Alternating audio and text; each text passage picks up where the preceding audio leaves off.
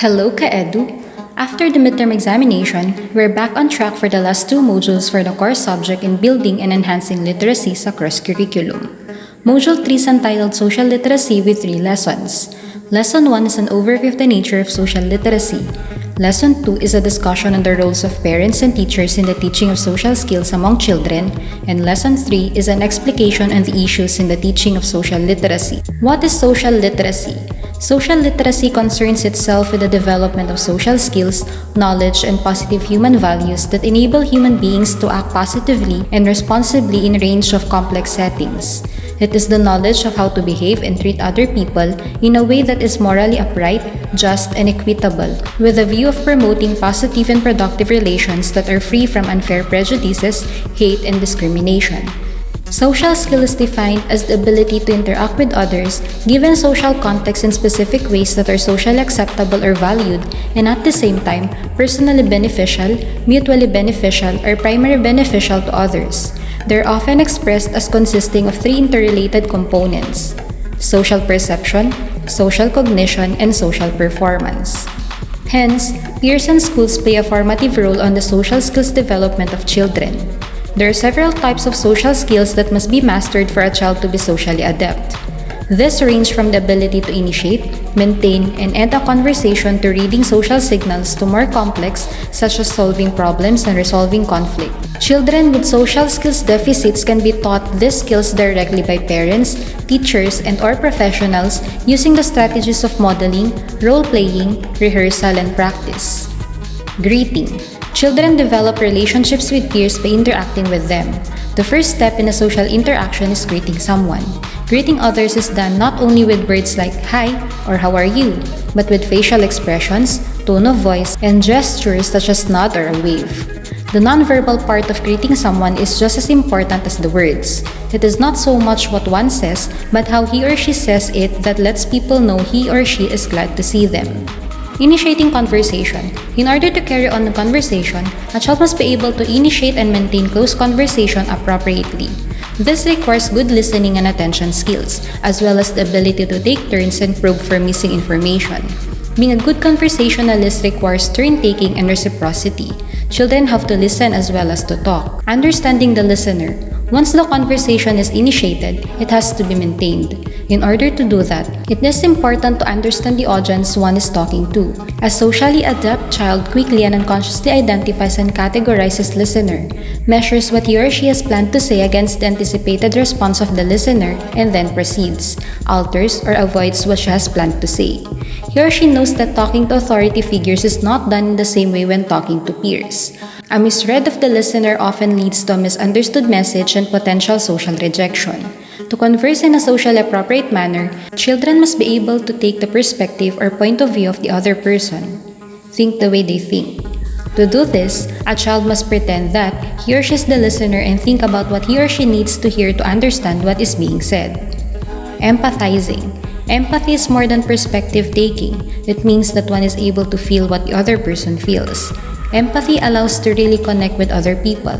Other children often think of children who lack empathy as mean, unkind, or self-centered.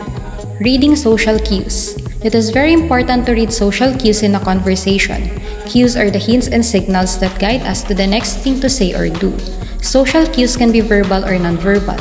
Verbal cues are the words that the other person is saying. Tone of voice is an important part of verbal cues. Good detectives pay very close attention to nonverbal cues. Previewing or planning. Conversations also require that one previews or thinks about what effect the words or actions may on the listener before she says or does them. If the impact will be negative, one can adjust what she might say or do. Problem solving.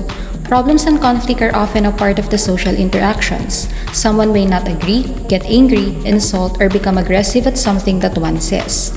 How one reacts to these conflicts depends on how good her problem-solving skills are. Conflicts cannot be avoided and are often necessary to clear the air. Turning a conflict from a win-lose to a win-win situation is the best way to resolve conflict.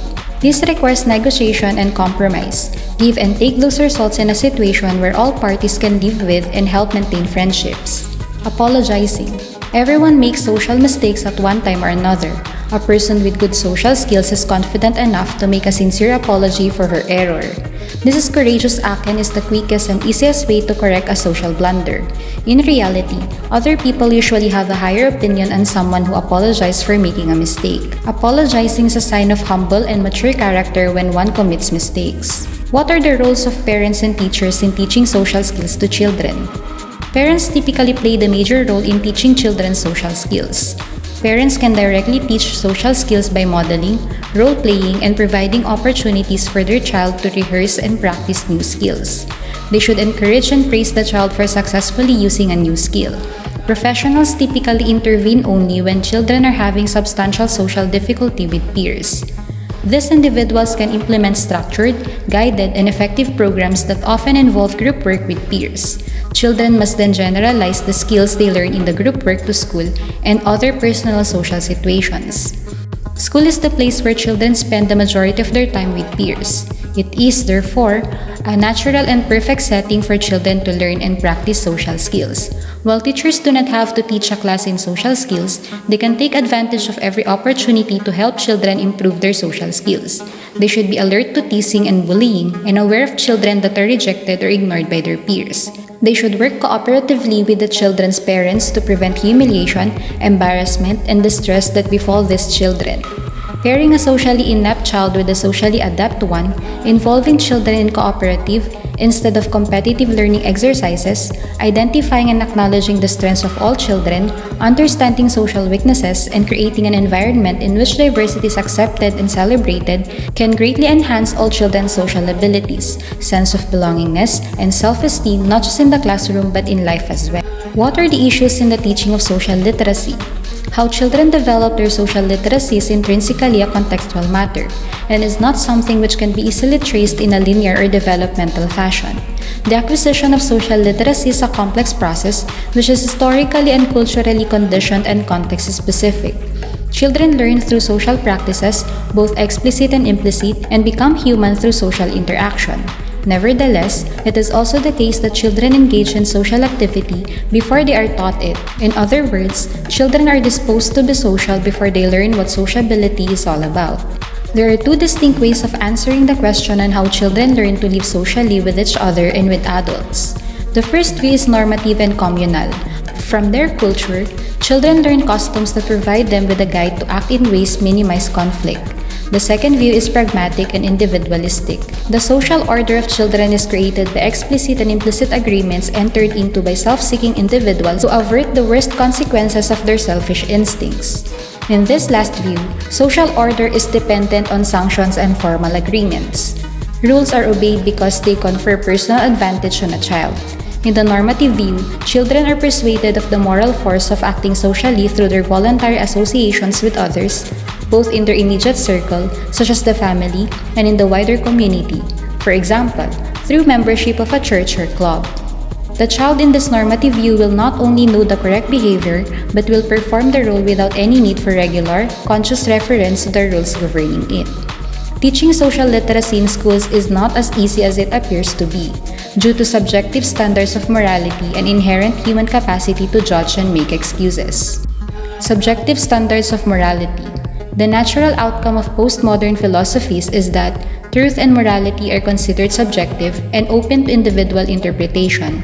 This can be seen in the current culture, where actions and behavioral patterns that were once considered bad have now become acceptable, so much so that many now consider them to be even good. When the standard of measure between good and bad changes, this gives us license to change as well and opens the gates to all kinds of abuse.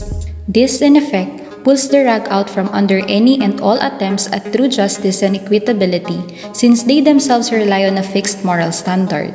Interestingly, many of those who insist on a subjective moral standard will be the first to demand for a fixed moral standard when they themselves fall victim to a subjective morality's inevitable outcome. Human nature. While we would all like to believe that people are inherently good, experience has taught us that the inherent goodness of humanity is at best unreliable. Sometimes it is there, often it is not. We're quick to champion the cause of moral uprightness, justice, and equity, but balk when our words and actions come under their scrutiny. In other words, we insist that others be judged according to a fixed moral standard. but invoke a subject 1 when our own behavior is questioned. We demand justice when we perceive ourselves to be victims of wrongdoing, but we surround ourselves with excuses when we do wrong. We insist that others treat us equitably, but are reluctant when treating others with equity costs more than we expected. And hence, today's students have grown up with the internet that they have become inseparable from their gadgets. Blake offers helpful reminders to young professionals in terms of social skills in the modern age. This situation underscores the importance of educating students in what could be called social literacy to ensure their academic and career success. Situational awareness in the workplace. While casual office attire has become the norm in many offices, job interviews typically require more formal dress and behavior to demonstrate a level of respect. Stories prevail of young adults showing up to interviews in casual clothing, texting, or using phones during job interviews or even bringing their parents with them. Such behavior demonstrates a lack of situational awareness about what is appropriate to do in different social circumstances.